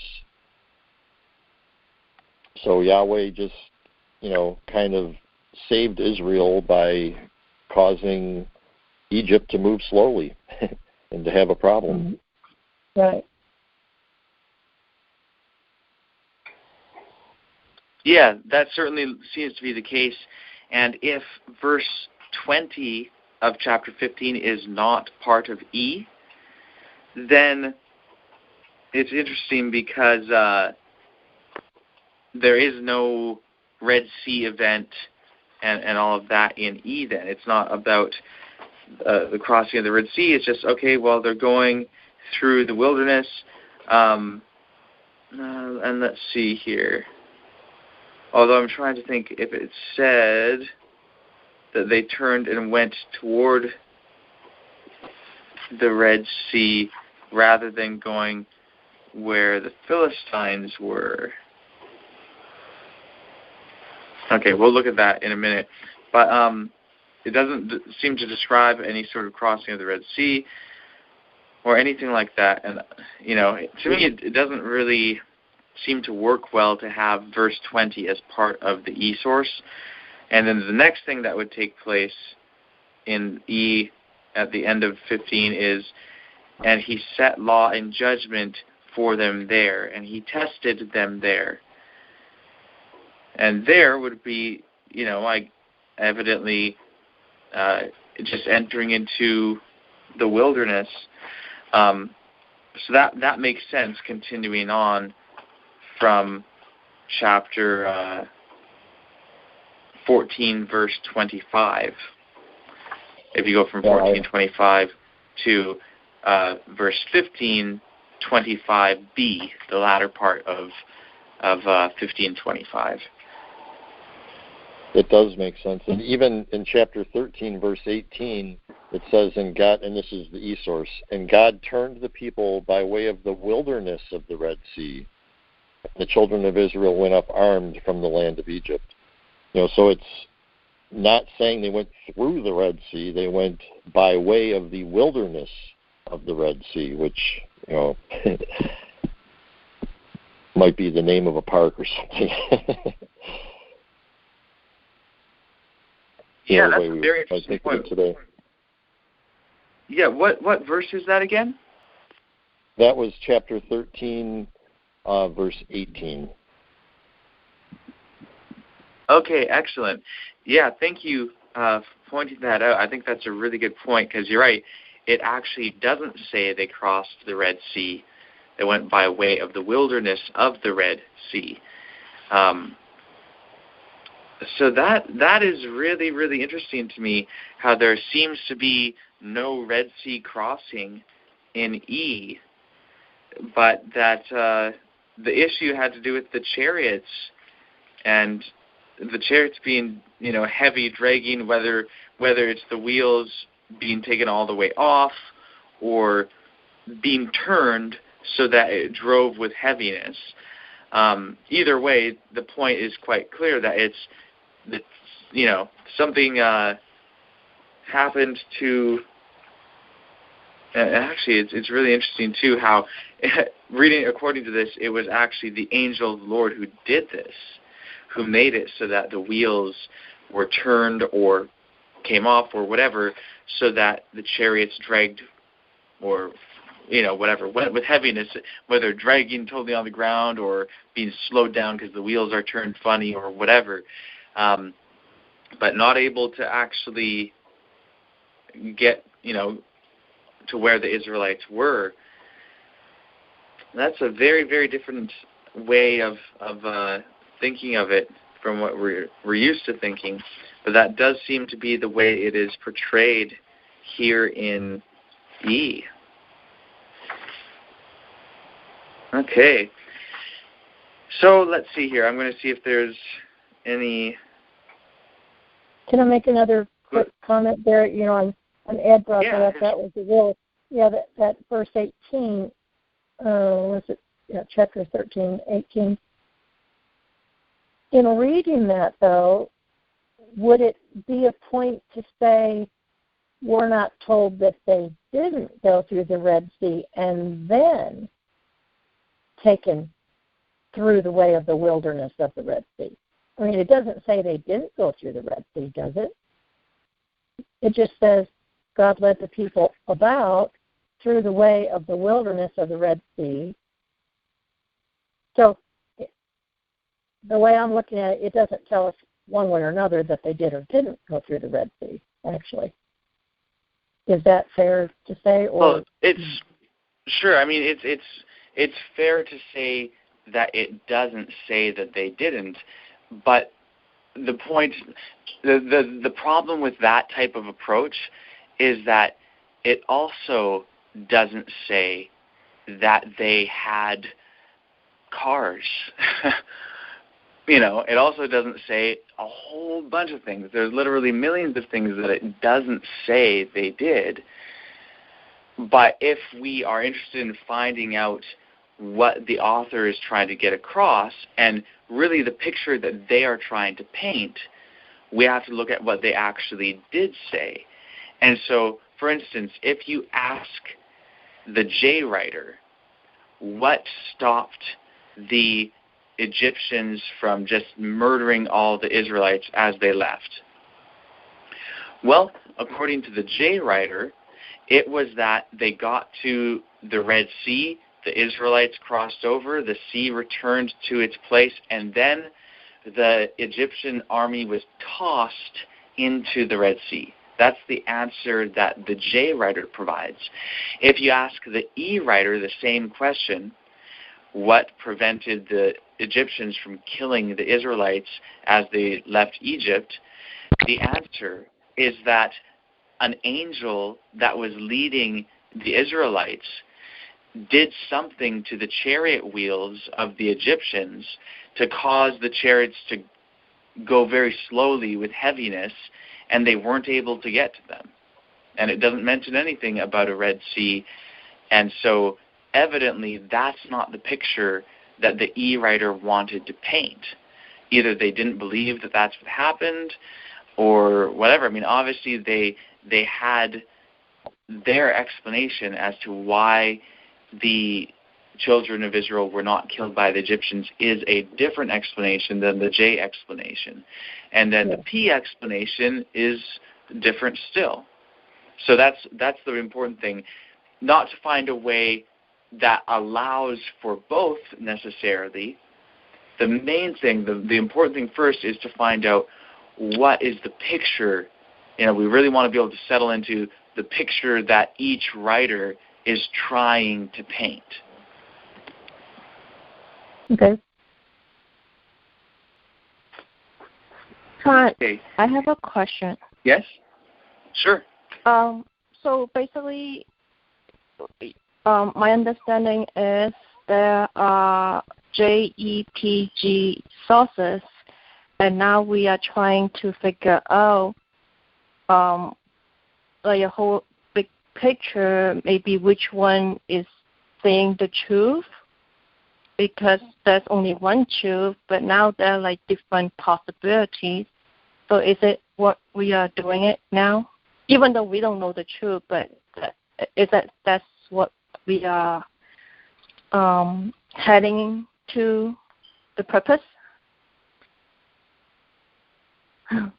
Okay, so before I answer that, I just have one question, just because I want to make sure I'm understanding you correctly.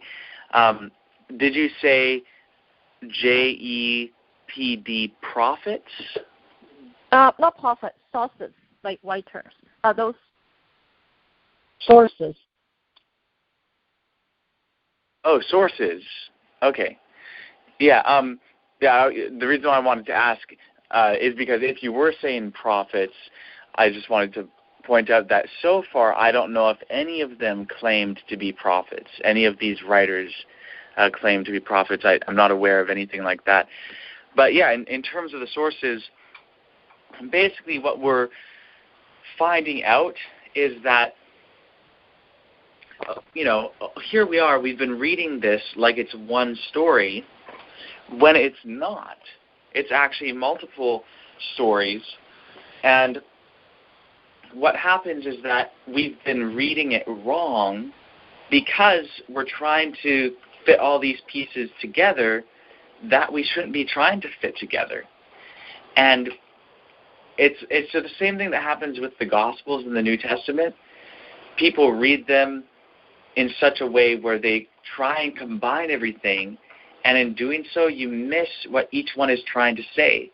Like, Mark actually says that both of the criminals crucified beside Jesus mocked him. He doesn't portray them, as one being good, one being bad, whereas Luke has one good, one bad, only one mocks him and the other doesn't. Well, if I just try and combine it and I just ignore what Mark says, there's a big problem, because now I'm not actually giving Mark a fair hearing. I'm not hearing what he has to say at all. And so, we do that a lot with the Bible, especially, the Gospels and the Pentateuch, any place where there's multiple accounts of the same basic stories. And it's really a sad thing, because whoever wrote Mark had a purpose in writing that. And I'm sure they were careful in what they included and what they didn't include, and they really wanted to get across a certain message. They had a point in writing what they wrote. And likewise, Luke had a point in writing what he wrote, or whoever wrote Luke. And the point is, we want to try and understand what it is that they were trying to get across. Just like when we're talking to each other. I'm sure that no one would appreciate it if, let's just say you talked for the next, let's say you had a comment to make, and you wanted to explain how you're seeing something, and you take 5 minutes to explain it. And then at the end, everyone starts, making a comment, and let's say someone else had made a comment before you, and someone's combining what you said with what they said. You'd probably feel like, hey, wait a second, no, I wasn't trying to say what they said. I'm trying to make a different point. This is what I'm trying to say. You'd want people to hear what you're trying to say and really try and understand the point that you're trying to get across. But when we combine things together, how people normally do, we miss the point that each writer is trying to communicate. And so, Mark, the Gospel of Mark, ends his Gospel by saying that the women at the tomb who heard the angel talking to them, the women were afraid and they ran away and didn't tell anyone. And that's how the author of the Gospel of Mark ends his Gospel. That's really different than Matthew, Luke, or John. And why did he end it like that? Well, the only way we could possibly find out is if we study Mark to find out what Mark was trying to say. But if we are busy combining Mark with Matthew and Luke and all of that, then we miss what Mark is trying to say. So it's the same thing with these sources. We should really want to know what the J writer, well, first we're trying to test, is it true that there is a J source, a J writer, and that we're able to discern what it actually says here in the Pentateuch, and that there is a E writer and there is a P writer. We want to be able to verify that that's the case. And then if that's the case, we want to be able to understand what is it that the J writer was really trying to get across. What were they really trying to say? And then what was the E writer really trying to say? And what was the P writer really trying to say? And in order to do that, in order to understand what each writer was trying to say, we need to listen to them tell their own story without trying to put something else into it or combine something else with it. We just need to let them tell the story how they want to tell the story. And so that's why it's really important to read it through as its source, and then really try and understand it on its own merits. Only after we do all that and read and understand Jay's story and what he was trying to say, how he was wanting to say it, and then after understanding E and what E is trying to say, and after understanding P, and those are the only three sources here for the Exodus story, then we can compare them, not to try and mesh them together, but to find out, okay, what are the points where they all agree, and then what are the points where they differ from each other? How are their stories different? And then we can use that to test them. Like, well, is this one really portraying it according to reality? Maybe we can find out what actually happened, and maybe one is more reliable than the other, or maybe not. And then we can find out, when we study each individual author, what is their point? What's the point they're trying to get across? Because they wrote for an audience in their own day and had something they were trying to communicate. And then we can judge, is the lesson that they're trying to teach actually a good lesson? Or is it really teaching something that's not so good? But only studying the writing of each author on its own will enable us to do that. So that's really what we're trying to do. Did I explain that clearly enough? Yeah, that's really clear. Now I understand how we test the scriptures or the Bibles. Thank you. And sorry for interrupting. Oh, no, that's not an interruption. That was a really good question. So thank you, Heavenly Family. I'd like to ask a quick question. Did you say at the beginning tonight anything about whether we know when writer J and E and P, which we haven't really got into yet, but do we know have any idea when they lived, which one of these might have lived even close to the time of this happening, or were they just way, way, way down the line? I would be curious to know. I would think that might make a difference to their story. But do we know that? Sure. So, I did mention how historians typically understand this. That's different from saying whether we know it or not. I don't know, because I don't have the experimental knowledge in regard to it.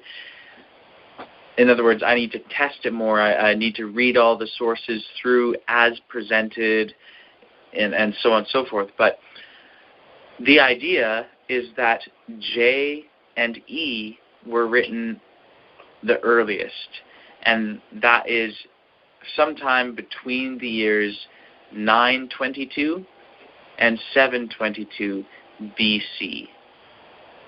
So that's, let's say they were written at 922, the earliest date that scholars would give for the writing of J and E. And let's just say they were both written in the same year. So that's, quite early, but that's still right after the death of Solomon. And according to someplace in Kings, Solomon reigned over 400 years after the Exodus. So the way the story is told in the Bible concerning Solomon, it was 400 some years after the Exodus. So all of these accounts would be written at least 400 years after the event of the Exodus. Well, that's a long time, isn't it? Yeah, definitely a long time. and especially within the within a world where there wasn't the record keeping that we have today, and not the documentary evidence of the past that we have today. At least not as fully. I mean, sure, they did have some things, and like Richard Elliott Friedman points out in a footnote for verse 1 of Exodus 15, that this song here that takes up most of Exodus 15, known as the Song of the Sea, also known as the Song of Miriam, but I'm looking at it and it's like, it doesn't say this from Miriam. Miriam's song is actually this short little thing in verse 20.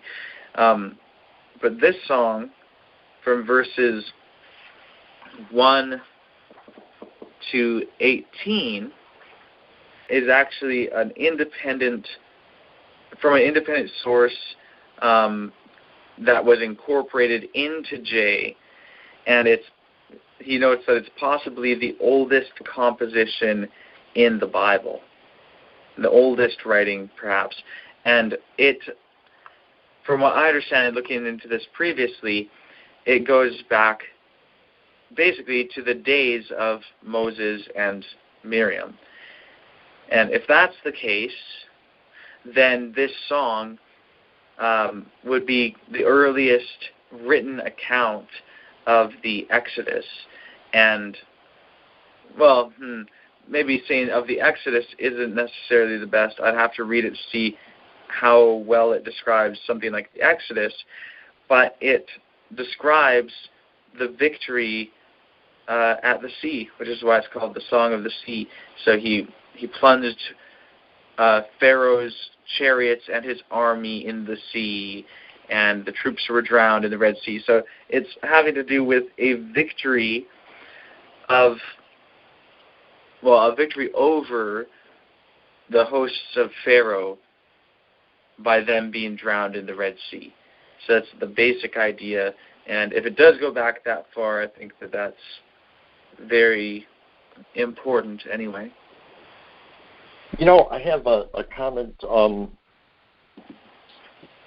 about just how important it is to see these sources and to understand things differently. The melded together version of the Pentateuch, or of the story of the Red Sea anyway, causes us to think in a certain way and to dismiss things that we hear. It closes our mind to not understand these sources, and so we therefore close our mind to other people's ideas. Mary and I don't know, a couple of years ago, we were watching the History Channel, and we were watching sort of a scientific analysis. There were several different versions that were given scientifically that could explain the Red Sea crossing scientifically. And one of them was that they went around the Red Sea, and the chariots, because they weren't built for going through, muddy, swampy areas and sandy areas, weren't able to pass, and it enabled the Israelites to get away because they were on foot. So they were actually able to travel faster than the chariots, and they never went through the Red Sea at all. They went around it through the wilderness. And it's funny because Mary and I both, we had this mindset of, oh, that's ridiculous. They went through the Red Sea, and this is, a travesty or whatever. We're thinking in our mindset of that time. And now I'm seeing, what if the e-source is right, and perhaps that documentary was correct? That one version or that one scientific option was correct. And, that could cause us, in witnessing to somebody, to listen to them in a different way and to give credence to what they're saying as a possibility, as opposed to just being closed-minded and shutting people down, which I think sometimes, we've probably all been guilty of that. And I have to say amen to that. Mm-hmm. Absolutely. It's great. It really is so great. It's very freeing to be able to be, not so closed in, and to be open. And man, I so relate to the sort of thing that you're saying. if I had heard that same idea, they're just dismissing the Bible, And here we are. It actually says in a part of the Bible that it's not that it was parted and they were in the middle of it and it crashed on them, but that they were tossed in. And it says that, this thing about the chariot tires and all of that. And it's like, oh man, here we are, the ones ignoring all of these different passages because it doesn't fit into the overall picture we create as to how it looked because of combining all of these things.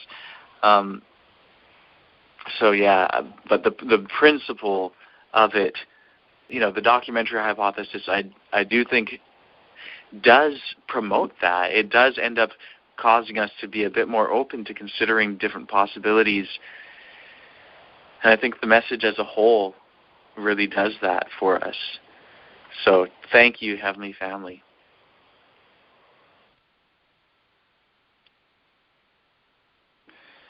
Okay, also, so we've been on for a little over 2 hours already. I think that we should take note of these elements that we've gone through in E now, and also I'll see if there's footnotes that I should read. Just, so everyone knows, not every night this week is a vigil. Yeah, that's right. It's not a vigil every night. But, so I think we should take note of these things and then wrap it up, and we will, we've already now just gone through the whole E account of the Exodus story. And I'm thinking, just because in order to complete this, I think it would be good to go through the P account tomorrow night. And I'm not sure how lengthy it is. E may have been the longest in this section, but we'll see. I think it'll be good to do and give us a better understanding of the Exodus and all these different things. So let's recap. What's the last? The Israelites left, taking with them unleavened bread and the Egyptian spoils. Okay, so that's the end of the E section in chapter 12. Okay, so now going to what E has to say in chapter 13. Yahweh commands Moses to consecrate every firstborn.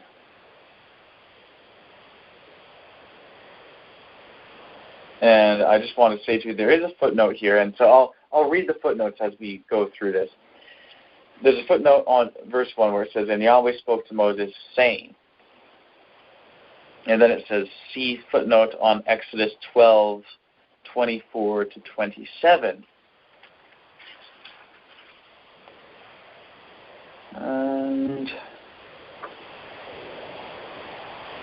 And we already read that. Okay, so we'll skip that.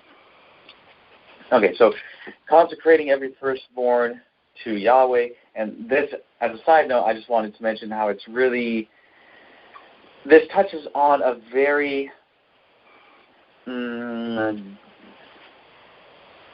dark aspect of study, in a sense. Maybe that's not the best way to put it, but this touches on a very dark subject of study and a dark subject to study, that of human sacrifice in the history of ancient Israel. And yes, that is a topic of study for historians. Of course, in the Hebrew Bible, there is stuff that talks about that, how the children of Israel were sacrificing humans, and the prophets, such as Jeremiah and others, strongly objected to any such practice. And I think that Deuteronomy also has some very strong language against human sacrifice and things like that. There are some passages in E, for instance, that seem to imply human sacrifice as a part of things. In some ancient tellings of the sacrifice of Isaac, Isaac actually was sacrificed, strangely enough. In the book of Judges, we have the story of Jephthah and his daughter, and he swore that, if he had victory, he would sacrifice the first thing that walks into his house, and then it says that he completed his vow, which is implying that he sacrificed his daughter to Yahweh. Here, this passage that describes consecrating every firstborn male of the womb to Yahweh, whether from animals or from humans. This is all animals, even like a donkey. It says that you must redeem the donkey. The firstborn is to be consecrated, but you must redeem the donkey with a lamb. In other words, instead of sacrificing the donkey because it's unclean, you sacrifice a lamb in its stead.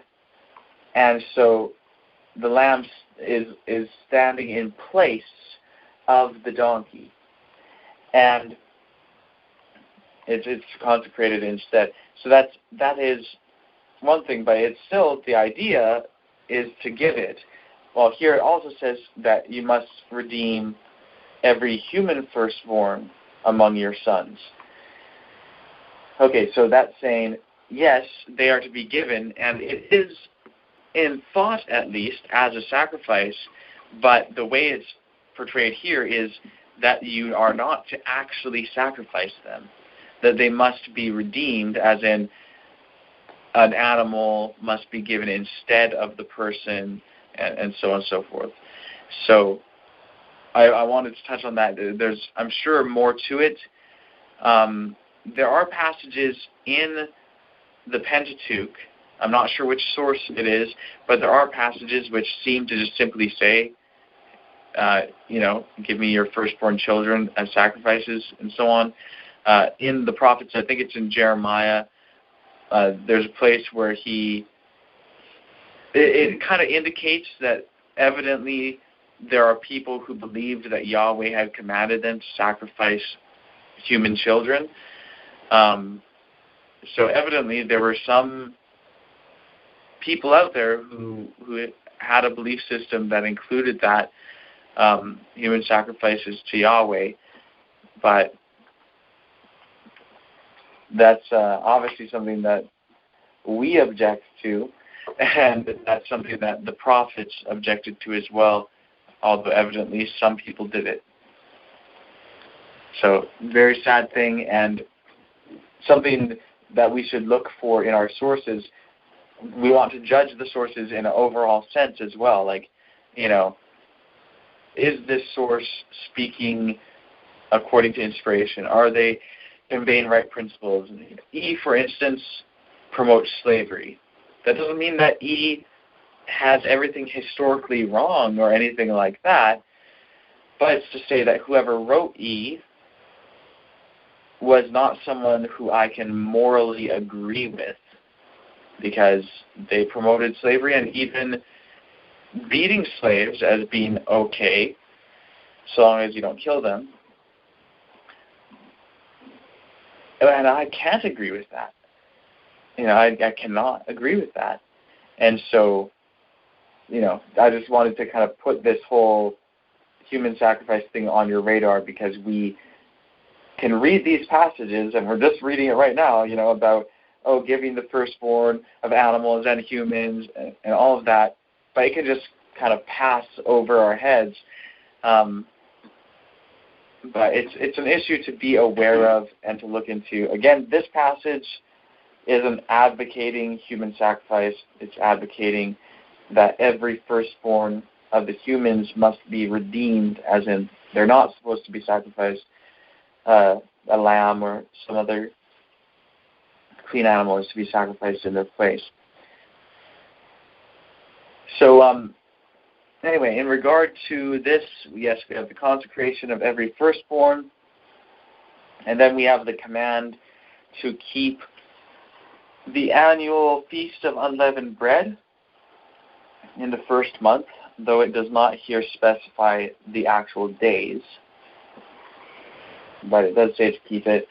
And it's in the first month. It says that it's an annual thing.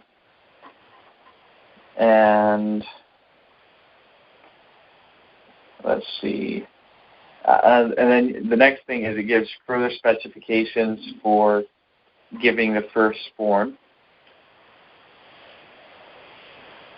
You can say the next thing that happens is God leads the people by way of the wilderness of the Red Sea.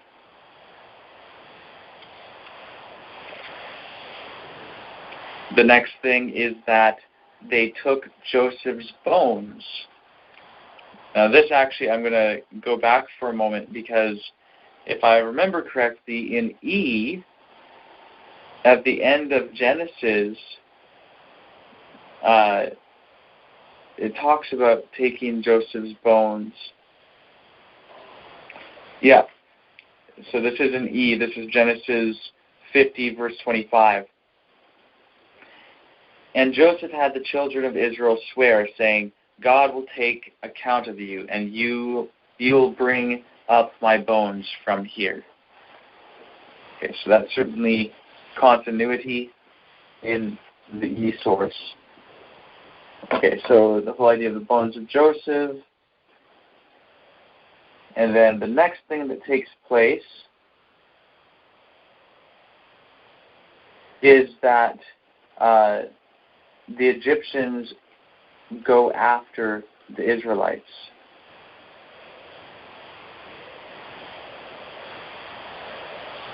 And then the Israelites complain.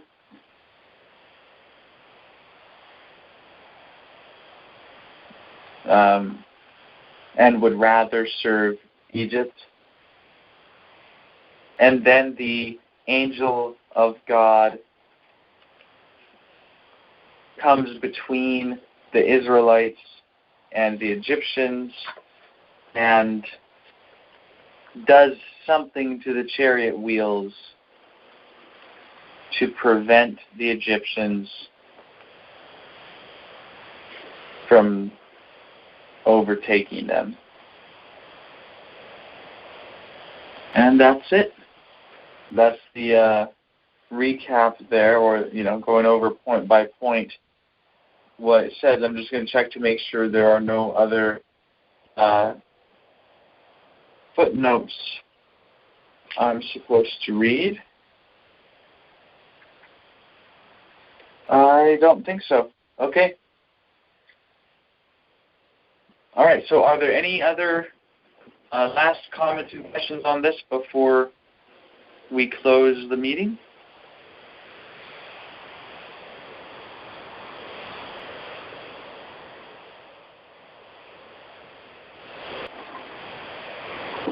All right. Heavenly Family, thank you for blessing us with better understanding and guiding us to recognize that we need to be teachable and to not, have the position that we know everything just the way it is, and there's no room for us to have misunderstood anything and all of that. So please let these principles change us and help us to use them in such a way to be able to reach others as well. We thank you for this feast, that we can partake of the bread of sincerity and truth. And we thank you in the name of Branch. Amen. Amen. Amen. Amen. Amen.